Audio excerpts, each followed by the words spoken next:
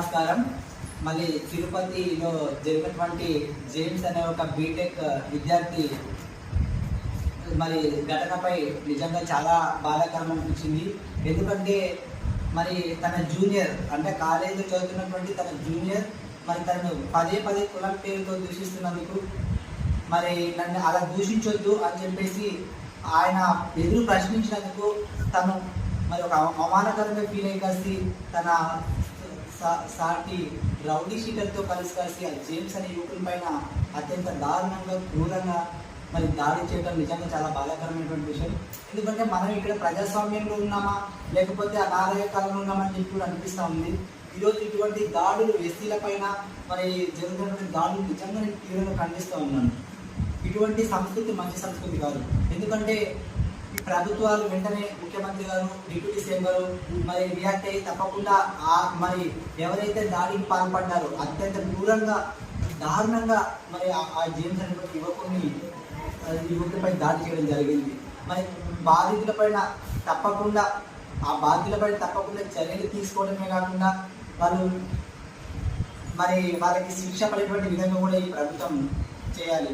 ఈరోజు ఆ జేమ్స్ అనేటువంటి యువకుడి దాడి ఆయన చూస్తూ ఉంటే నిజంగా బాధ అనిపిస్తూ ఉంది. ఎందుకంటే అత్యంత క్రూరంగా మరి తన అండర్ గాయాన్ని తన నోట్లో పెట్టి మరి అదే రకంగా మరి మూత్రం తాగించాలని చెప్పేసి ఆయన చెప్తుంటే నిజంగా ఎంత బాధ ఉంది. మనం ఎక్కడ ఉన్నాం, సమాజంలో ఉన్నాము. ఈరోజు ఇటువంటి దాడులు ఎవరి పని జరిగినటువంటి కూడా ఒకే కులం వారి ఇక్కడ నేను కులం గురించి నేను ప్రస్తావించడం సాటి మనిషిగా నేను అడుగుతా ఉన్నా. ఈరోజు ఒక మనిషికి ఉన్నటువంటి విలువ మనిషికి ఇవ్వాలి. అంతేగాని ఈరోజు మరి చాలా దారుణమైనటువంటి పరిస్థితి ఏంటంటే ఈరోజు ఆ జేమ్స్ అనేటువంటి యువకుడు మరి కేసు కూడా స్టేషన్లో కేసు పెట్టినటువంటి పరిస్థితి.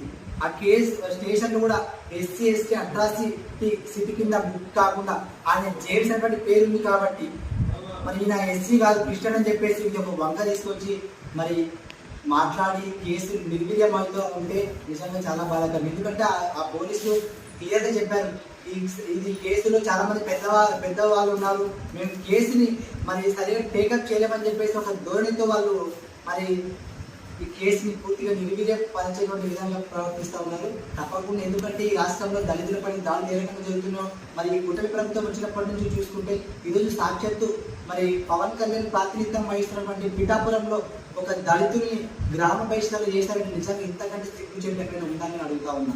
ఈరోజు తప్పకుండా జేమ్స్ అనేటువంటి పిల్లోడికి న్యాయం జరగాలి. ఎందుకంటే ఈ సంస్కృతి మంచి సంస్కృతి కాదు. ఆ పిల్లోడి నన్ను కులం పేరుతో దూషించదని చెప్పినందుకే దాడి జరిగిందని దాడి చేశారంటే మరి ఆ దాడి కూడా ఏ రకంగా అంటే ఆయన నోట్లో మరి డ్రాయర్ పెట్టి మరి ఇదే ఆ రూమ్ లో ఒక 2-3 డేస్ ఆయన్ని బంధించి చేతులు కట్టేసి మరి ఇంత దారుణమైన పరిస్థితిలో జరిగినా కూడా ఏ ప్రభుత్వం నుంచి ఎక్కడ కూడా రియాక్షన్ లేదు. తప్పకుండా ప్రభుత్వం నుంచి రియాక్షన్ ఉండాలి. ప్రభుత్వం తప్పకుండా దీనిపైన స్పందించి ఆ బాధితుల పైన చర్యలు తీసుకోవాలని చెప్పి నేను చెప్తా ఉన్నా. ముఖ్యంగా దళితుల గురించి చాలా, ఎందుకంటే దళితుల చట్టాల గురించి చాలా మనకు అవగాహన ఉంది. దళితుల గురించి మనకి ఏమైనా చేస్తే ఎస్సీ అట్రాసిటీ కేసు పెడతారని చెప్పేసి ఇది కూడా ఉంది. ఆయన ఇంత కూడా కొంచెం కూడా ఆయనకి చదువుకునేవాడు మరి తన జూనియర్ అంట బీటెక్ ఫస్ట్ ఇయర్ చదువుతున్నటువంటి వ్యక్తి చదువుకోవడానికి పోతారా లేకపోతే కాలేజీలో మీరు కులాధిపత్యం చేయడానికి వెళ్తున్నారా? నాకు నిజంగా కూడా అర్థం కాని పరిస్థితి. చదువుకునేటువంటి వ్యక్తుల్లో నిజంగా ఇటువంటి కులాలు మతాలు ఏవి సాటి మనిషిగా మానస్తత్వం పెట్టుకొని చదువుకోవాలి. అంతేగాని ఈరోజు ఇటువంటి దాడులు తప్పకుండా బాధితులపై చర్యలు తీసుకోవాలి. ఎందుకంటే అది కంబైన్డ్ డిస్టిక్లో చంద్రబాబు నాయుడు గారు సొంత జిల్లాకి వస్తుంది. ఈ సొంత జిల్లాలోనే మరి చంద్రబాబు నాయుడు గారి సొంత జిల్లాలోనే దళితులపైన అన్యాయం జరుగుతూ ఉంటే, అక్రమాలు జరుగుతూ ఉంటే నిజంగా మరి రాష్ట్రానికి ఏం మెసేజ్ ఇస్తారో చెప్పాల్సిన బాధ్యత ప్రభుత్వం పైన ఉంది, కుటుంబ ప్రభుత్వం పైన ఉంది.